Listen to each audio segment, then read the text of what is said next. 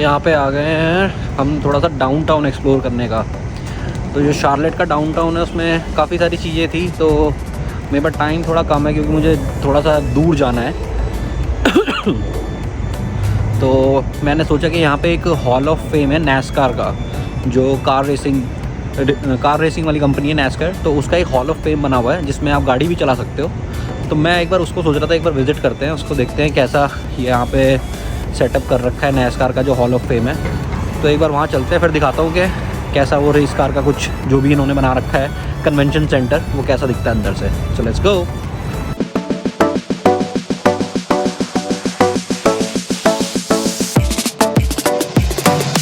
वही पहुँच गए नैस्कार के हॉल ऑफ फेम में, गाड़ी लगा दी है पार्किंग में और इस टाइप से कुछ कार्स वगैरह खड़ी हैं अंदर। बाकी अंदर जाके देखते हैं कैसा दिखता है। तो 4th फ्लोर पे आ गए हैं और आते ही एंट्रेंस पे एक थोड़ा सा मॉडल इन्होंने रीडिफाइन करा है कैमरी का, टोयोटा कैमरी का।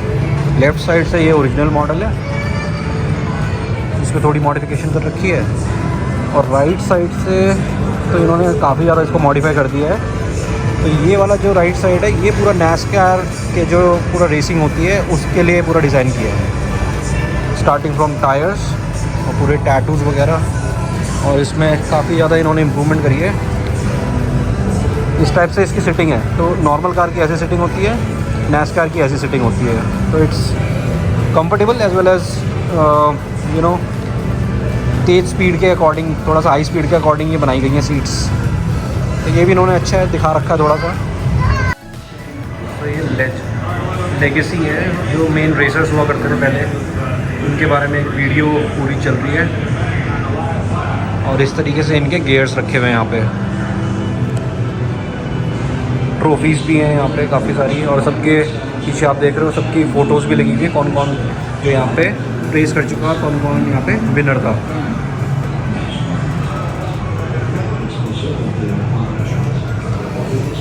तो इस तरीके से पूरा सेटअप तो काफ़ी अच्छा लगा रखा है। इसमें आपको सारे ट्रॉफीज़ इन्होंने लगा रखी है कि नैस्कार में कौन कौन सी ट्रॉफीज़ कौन कौन जीता हुआ है।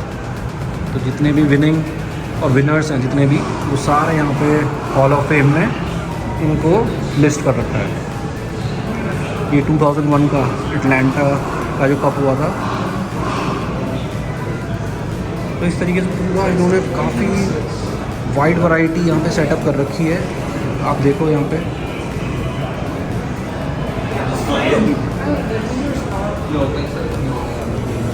और राइट साइड में इनके कॉस्ट्यूम्स रखे हुए हैं। यहाँ पे तो सारा ट्रॉफीज़ वाला सेक्शन था।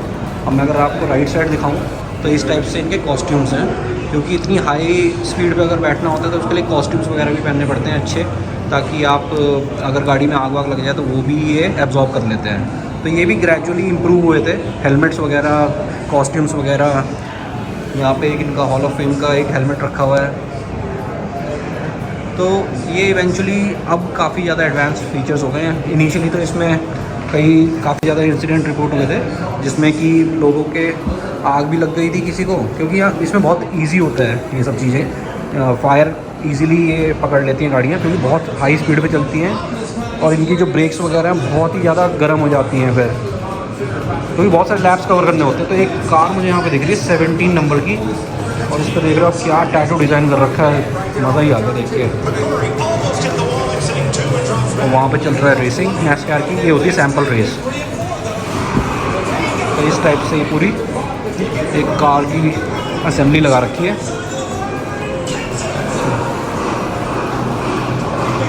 एक सेक्शन में मैंने देखा कि यहाँ पे ना एक इंजन का स्पेक रखा हुआ है, जो 1971 से लेके 2000 तक यूज़ होता था।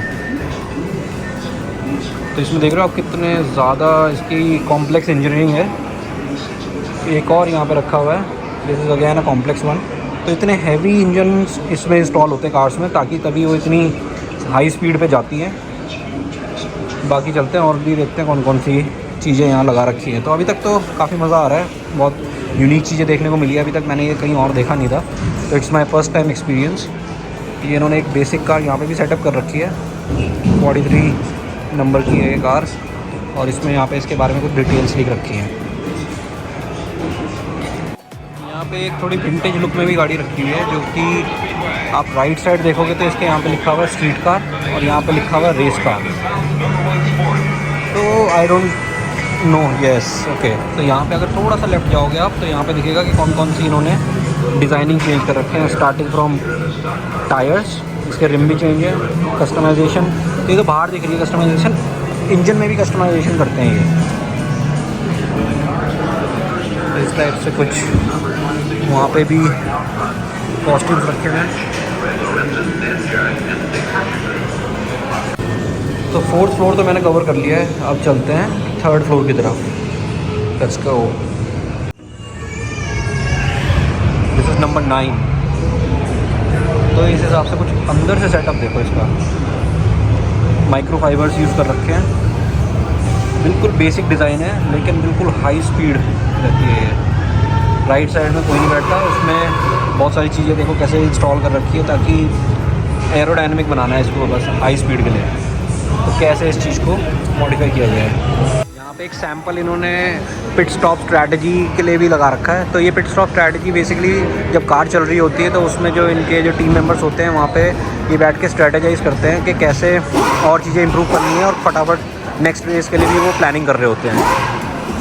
तो एक गाड़ी ऊपर लगा रखी है लिफ्ट करके और वहाँ लगा रखी है मस्टैंग, तो वो देखते हैं कैसी है। तो एकदम ऐसा मन कर रहा है कि अभी इसको ले जाओ और एक बार टेस्ट ड्राइव करके आओ। तो टेस्ट ड्राइव का भी ऑप्शन है यहाँ पे, ट्रैक रेसिंग अलाउड है, बट वो मेरे पास टाइम नहीं है आज, तो मैं ट्रैक रेसिंग नहीं कर सकता। नहीं तो मैं नेक्स्ट टाइम आऊँगा तो उसके लिए प्लान कर सकते हैं कि ट्रैक रेसिंग कैसी दिखती है। ये तो कवर कर रखी है इन्होंने, तो मुझे लग रहा है कि थोड़ा सा एडवांस डिज़ाइन है इसका, जो इस पर ना कोई टैटूज़ हैं, ओनली टायर्स आर चेंज। इस पर बस कस्टम पेंट हो रखा है, ना अंदर कुछ दिख रहा है। तो ये तो मुझे लग रहा है इनका कोई काफ़ी अच्छा स्पेक है ये, लेकिन है ये मस्टैंग ही।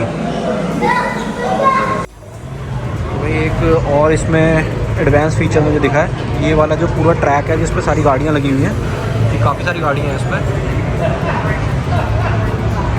तो इन सारी गाड़ियों का क्या सिस्टम है, यहाँ पे एक क्यू भी है। तो जो क्यू है ये सिमुलेशन की क्यू है, तो इसमें गाड़ी में बिठाते हैं आपको और फिर ये एक सिमुलेटर में आपको एक्सपीरियंस कराते हैं कि जो इसके अंदर का ड्राइवर है वो कैसा फील करता होगा इतनी हाई स्पीड पे। तो मैंने अभी तो इसकी टिकट नहीं ली है क्योंकि इसकी काफ़ी वेटिंग है, नेक्स्ट टाइम करेंगे इसको। पूरे में ऊपर स्क्रीन में एक सैम्पल रेस दिखा रखी है और नीचे इस टाइप से एक गाड़ी खड़ी कर रखी है और यहाँ पे कुछ नीचे फ़ोन्स भी लगा रखे हैं। आई डोंट नो वो किस लिए लगा रखे हैं, कि किसी से बात करनी है तो बात भी कर सकते हैं। पूरे इसमें आप देखो जो लास्ट तक फ़ोन्स है, फिर एक गाड़ी लगा रखी है और ऊपर वो बता रहे हैं क्या से पूरा ये स्टार्ट हुआ था और ये एक रेस को बता रहे हैं, पूरा एक्सप्लेन कर रहे हैं कि एक रेस में क्या हुआ था उस टाइम। दूसरी रेस यहाँ पे चलेगी अभी थोड़ी देर में, तो जैसे पहली वाली ख़त्म हो जाएगी फिर यहाँ पे सेकंड रेस के बारे में प्रोमो चलेगा। तो ये उस टाइम की कार है जिसको इन्होंने एज अ सुवेनियर रख रखा है, ऐसा लग रहा है।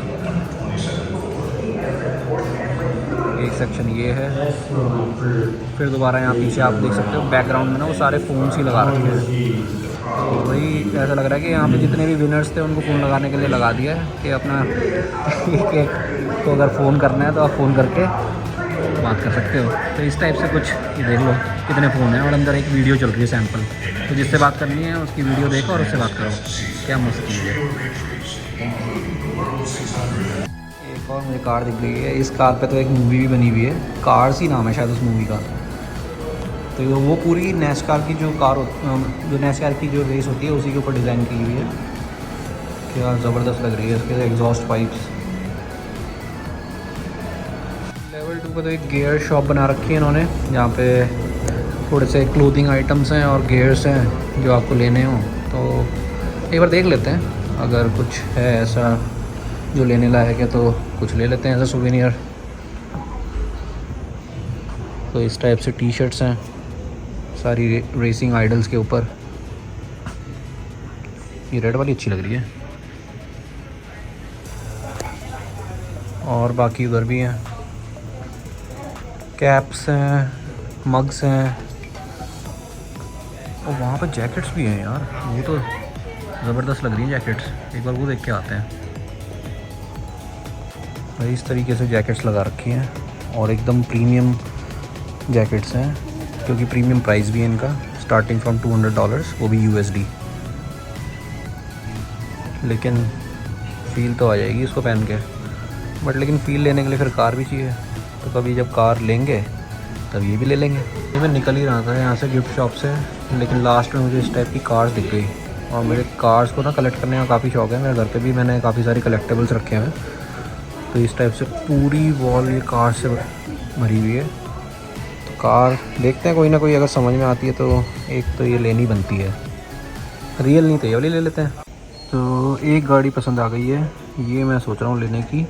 तो इसका प्राइस है $10।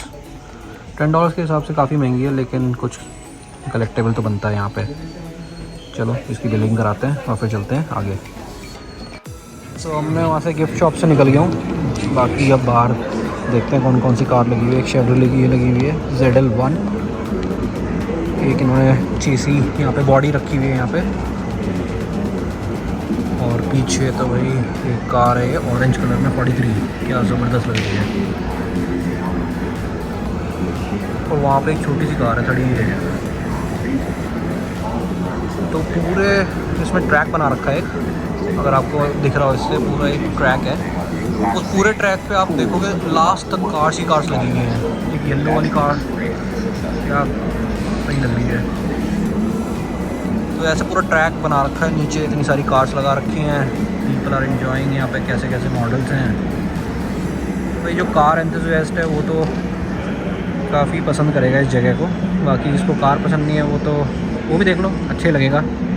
इतनी एडवांस फीचर वाली जो हाई स्पीड कार्स होती हैं, एक बार देख के कैसा लग रहा है। यहाँ तो मैं एक्चुअली नीचे जा रहा था एक और फ्लोर, तो जैसे ही नीचे पहुँचा तो देखा एक पर्सनल इवेंट चल रहा था, और मैं अंदर जाके अपना घूम रहा हूँ उसमें। बाद में मैंने पूछ ही लिया कि is this a personal event, तो उन्होंने बोला हाँ भाई ये पर्सनल इवेंट है, यहाँ पे वही आ सकते हैं जो इन्वाइटेड है। मैंने कहा ठीक है, अब तो इन्वाइटेड नहीं थे, अब कुछ खा भी लेते हैं। मज़ाक की बात है, मैंने खाया नहीं, लेकिन आप भूख लग गई है तो खाना पड़ेगा कुछ बाहर। तो लेट्स गो, यहाँ से निकलते हैं अब और कुछ देखते हैं, अगर कुछ बाहर खाने का है, नहीं तो फिर अपना होटल चलते हैं। तो भाई यहाँ तो मिल गया एक सरप्राइज़। तो जो कोऑर्डिनेटर थी यहाँ पे, मैंने उनसे ऐसे ही पूछा कि आसपास कुछ ऐसी चीज़ बता दो कि जो मैं एक्सपीरियंस कर पाऊँ, जो मैं जा पाऊँ, क्योंकि फ़र्स्ट टाइम मैं शार्लेट विज़िट कर रहा हूँ। तो उन्होंने बोला कि आज एक बहुत बड़ा इवेंट होने वाला है शाम को, जिसमें कंट्री साइड के जितने भी आर्टिस्ट हैं वो परफॉर्म करेंगे। अब उसके लिए इवनिंग तक रुकना पड़ेगा, और मेरे को कार पार्किंग फिर यहाँ से हटा के दूसरी जगह डालनी पड़ेगी। तो मैंने उनसे पूछा कि अगर ये मुझे कोलंबिया जाना है यहाँ से, तो वो कह रहे कि भाई अगर आपको कोलंबिया जाना है ना तो फिर तो आप अभी निकल जाओ, क्योंकि ट्रैफ़िक बहुत ज़्यादा हो जाएगा। तो वो कह रहे हैं कि भैया ट्रैफ़िक बहुत ज़्यादा हो जाएगा, इट्स बेटर कि आप अभी निकल जाओ, नहीं तो ट्रैफ़िक में फंस जाओगे।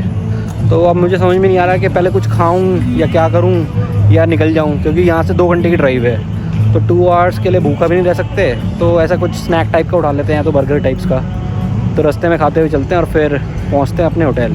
तो वही कल आ गए थे रात में तो क्या मतलब लेट ही हो गए थे आते आते वहाँ से। जैसे ही हम निकले शार्लेट से, उसके बाद गैस भी डलवानी थी, और अभी मैं यूएस में पहली बार ड्राइव कर रहा हूँ, तो थोड़ा सा रूल्स वगैरह का भी आइडिया कम है। आइडिया तो है, मतलब सिमिलर ड्राइविंग है कनाडा जैसी, बट कुछ रूल्स थोड़े से डिफरेंट है, कुछ लाइट्स डिफरेंट है। तो उसके बाद फिर हाईवे की जो ड्राइविंग थी वो थी क्लोज टू 2 आवर्स की। तो बीच में रुक के मैंने गैस भी डलवाई थी, और फिर मैंने सोचा कि 1-2 जगह मैंने देखी, उसमें ऐसा लगा कि यहाँ पे कुछ ट्राई कर सकते हैं खाने का, बट इवेंचुअली वहाँ पे नहीं मिला कुछ ऐसा। और फिर मैं निकल ही गया फिर होटल के लिए। और फिर मैं जैसे ही होटल आया तो इट वाज ऑलरेडी 8 PM। तो फिर मुझे लगा कि यार कुछ खाना घर पे यहीं पे होटल में ही ऑर्डर कर लेते हैं, और फिर देखते हैं उसके बाद अगर कहीं होगा तो फिर ऐसे ही चले जाएंगे कुछ शाम को घूमने। तो यहाँ पे ऊबर चल जाती है, ऊबर रेस्टोरेंट्स भी यहाँ पे महंगे ही लगे मुझे as compare to Canada in terms of Indian food. वैसे मतलब जो आप यहाँ पे फास्ट फूड खाओगे तो वो यहाँ पे बेटर है as compare to Canada, but Indian food तो यहाँ पे बिल्कुल ही बेकार है, मज़ा ही नहीं आ रहा किसी भी चीज़ में, ऐसी खाना दे देते हैं कुछ भी। तो मैंने बिरयानी मंगाई थी, बिरयानी ठीक ठीक थी, और फिर जैसे ही खाना खाया तो मेरे से हिम्मत ही नहीं हुई कि मैं कुछ और कर लूँ, अब आगे चलूँ या क्या करूँ, समझ में नहीं आ रहा था। तो घर पे बात करी, और फिर देखा तो कीर्ति तो जा रखी थी भाई पार्टी में कल, तो उसने तो पूरा पार्टी वाला इंजॉय करा था। बट अच्छी बात है, चलो एटलीस्ट उसने एंजॉय करी पार्टी पूरी, सारे फ्रेंड्स वगैरह मिले थे, तो दिवाली की पार्टी थी। तो मैं तो यहीं पे था, मैं तो कहीं गया ही नहीं आके, फिर मैं सो ही गया उसके बाद। तो अब मैं उठा हूँ, जस्ट अभी ब्रेकफास्ट फिनिश करा है, और अब थोड़ा सा आज मौसम अच्छा है, धूप नहीं है अभी, बट ठीक है, मतलब प्लेजेंट है, 17 to 18 डिग्री सेल्सियस है, बट अच्छा लग रहा है मौसम। तो अभी ब्रेकफास्ट फिनिश करके अब मैं बाहर बैठा हूँ, थोड़ी देर यहाँ पे अपनी ब्लैक कॉफ़ी पीऊँगा आराम से बैठ के, और फिर एक स्टोर पे जाना है, मैं देखता हूँ वो स्टोर आसपास कहाँ पे है। तो भाई कॉस्को आ गए हैं यूएस वाले। तो अब देखते हैं यहाँ पे एंट्री का क्या सिस्टम है, क्योंकि मेरे पास जो मेंबरशिप कार्ड है वो कनाडा का है, तो वैसे तो चलना चाहिए, बाकी नहीं चलता तो क्या ही कर सकते हैं, चल जाएगा तो फिर अंदर देखते हैं कौन कौन सा सामान यूएस कॉस्को में है। तो लेट्स गो। तो भाई कॉस्को में मोस्टली सामान तो अपना कनाडा वाला ही है, बट कुछ एडिशनल सामान यहाँ पे मिला है, जैसे कि दिवाली के कुछ क्रैकर्स रखे हुए हैं। तो ये फुलझड़ी वाला सेक्शन है, ये अनार वगैरह हैं, और सबसे बड़ी बात यहाँ पे कॉस्को में भाई वाइन वगैरह का भी सेक्शन है, तो विस्की बियर वगैरह भी शायद होगी यहाँ। तो ये कनाडा में नहीं है, कनाडा में जो कॉस्को है उसमें वाइन का कलेक्शन नहीं होता, वहाँ नॉर्मल खाने पीने के आइटम रखते हैं। तो यहाँ तो भाई लिकर भी रखा हुआ है, तो ये भी सही है। कॉस्को में अगर मिल रहा है तो लिकर आपको अगर लार्ज क्वांटिटी में उठाना है, जैसे पार्टीज़ वगैरह के लिए, तो उसके लिए तो बहुत ही बढ़िया है ये, क्योंकि नॉर्मल जो स्टोर्स होते हैं वो कनाडा में तो नॉर्मल जो विस्की स्टोर्स होते हैं वो तो बहुत ही एक्सपेंसिव है, यहाँ तो भाई काफ़ी वैरायटी है। तो एक बार देखते हैं कि अगर विस्की वगैरह भी सेक्शन है या नहीं, तो मैं दिखाता हूँ। यहाँ पे कुछ फैंसी वाइन बॉटल्स भी रखी हुई हैं यहाँ पे, जैसे अलादीन में कार्टून में आती थी। काफ़ी ज़्यादा वैरायटी है। तो मुझे एक और एडिशनल चीज़ मिल गई जो अपने वहाँ नहीं मिलती, जो कि है ये श्रिम्प्स, ये मैरिनेटेड श्रिम्प्स हैं, और इसके आगे सैल्मन तो मिलती है वहाँ पे। ये वाला जो बॉक्स है ये नहीं मिलता, जो सबवे टाइप का एक बॉक्स सैंडविच बॉक्स है, ये नहीं मिलता। और नीचे रवियोली रखी है, वो भी नहीं मिलती, ये वाली जो रवियोली है। तो कुछ तो आइटम्स हैं जो यहाँ पे एक्स्ट्रा हैं, ये वाला ये भी नहीं मिलता है यहाँ पे, बट हम खाते नहीं है तो ऐसा कोई हमें मिसिंग एलिमेंट लग नहीं रहा है। बाकी और सैलड्स के ऑप्शन काफ़ी ज़्यादा हैं यहाँ पे, जो अपने वहाँ नहीं होते। चिकन सैलड जैसे ये वाली तो काफ़ी अच्छी है, ये सैंडविचेस बना के रखे हुए हैं। एक और चीज़ मिल गई है बटर, जो ये वाला बटर तो वहाँ नहीं आता, ये आयरिश बटर है, और डेयरी सेक्शन में रखा हुआ है। वहाँ पे तो बटर शायद डेयरी सेक्शन में नहीं होता। आमंड मिल्क है ये तो मिल जाता है, ऑर्गेनिक मिल्क है वो भी मिल जाता है।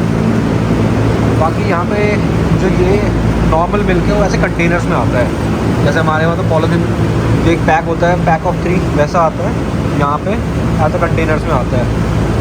1 गैलन का कंटेनर होता है, तो मतलब क्लोज टू 4 लीटर्स। तो भाई घूमते घूमते एक और सेक्शन मिल गया है जो अपने यहाँ नहीं होता, वो है पूरा ये सिगार सेक्शन। ये तो क्लासिक सेक्शन लग रहा है, जो सिगार पीने के शौकीन है, काफ़ी वैरायटी ऑफ सिगार्स हैं यहाँ पे। ये तो बढ़िया चीज़ है, जो सिगार वाले बंदे हैं उनके लिए तो मौज आ गई। तो भाई कॉस्को में तो ऐसा कुछ मुझे ख़रीदने लायक मिला नहीं, सेम स्टफ था मोस्टली।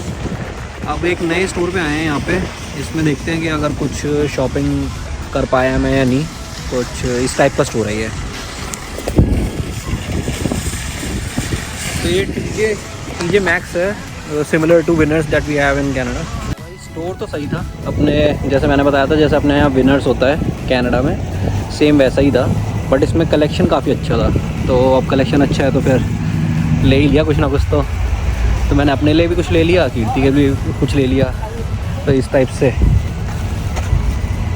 पूरा सामान आ चुका है, और अब निकलते हैं घर पे। अब लग रही है भूख, क्योंकि अब तो ऐसा लग रहा है कि शाम होने वाली है, मौसम भी ऐसा हो रहा है तेज़ बारिश वाला।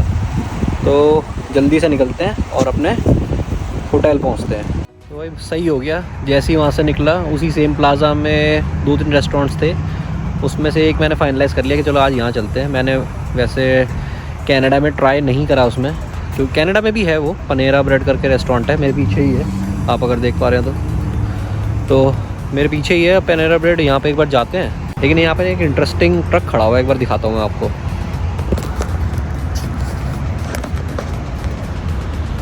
मिशन बारबेक्यू करके इसके अंदर, ट्रक के अंदर ये इन्होंने बना रखा है कि अंदर बैठ के भी खा सकते हो आप। भाई अपना आ गया है लंच आज का, पनेरा ब्रेड में, पनेरा की ब्रेड खा रहे हैं। सबवे जैसा ही है, एक पोटैटो चिप्स दिए हैं और एक ये आइस कॉफ़ी ली है। तो ये बॉटमलेस होती है, कितनी भी आप ले लो, लेकिन इतनी अच्छी है नहीं जो आप बॉटमलेस लोगे। तो इसको फिनिश करते हैं और फिर चलते हैं होटल की तरफ। तो भाई पनेरा से तो अब खा लिया है, एक अपनी बस पकड़ ली है थोड़ी सी माउंटेन ड्यू रास्ते के लिए, क्योंकि वो आइस टी तो मुझे, आइस कॉफ़ी जो थी वो तो बिल्कुल ही बेकार थी, वो तो मैंने फेंक ही दी सारी। होटल तो मैं आ गया था टाइम से, और उसके बाद थोड़ा सा फ्रेशन अप हुआ। अब मुझे लग रहा है कि थोड़ा सा ऑफिस का मुझे काम है वो निपटा लेता हूँ, और फिर एक बार कीर्ति से भी बात करते हैं कि वहाँ पे दिवाली की उसकी प्रिपरेशन कैसे चल रही है।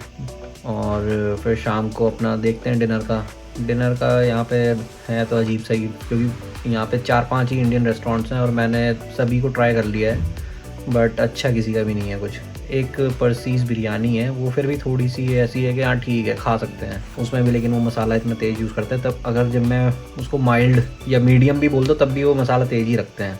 हॉट में तो पता ही नहीं क्या वो क्या कर देंगे, तो थोड़ा खाने का है प्रॉब्लम यहाँ पे। अदरवाइज़ वैसे तो लोकेशन अच्छी है, यहाँ पे यूनिवर्सिटी ऑफ साउथ कैरोलिना भी है जो काफ़ी फेमस है। बाकी मोस्टली यहाँ पे स्टूडेंट क्राउड है, और बाकी मुझे तो देखो क्या है कि अपना काम निपटाना है और टाइम से कनाडा चलना है घर पे अब, क्योंकि टाइम आ गया है, घर निकलने का भी मन कर रहा है। अब इतने दिन घर से दूर रह के भी अजीब से लग रहा है। तो अब देखते हैं, कुछ काम वाम निपटाते हैं, डिनर करते हैं, और डिनर के बाद अपना वही है, कल से तो अपना ऑफिस चालू हो जाएगा। तो ऑफिस 2-3 दिन और निपटा के फिर अपना निकलना है कनाडा के लिए। तो अब इस ब्लॉग को करते हैं एंड, बाकी मिलते हैं आपको नेक्स्ट ब्लॉग में। तब तक के लिए गुड बाय, टेक केयर।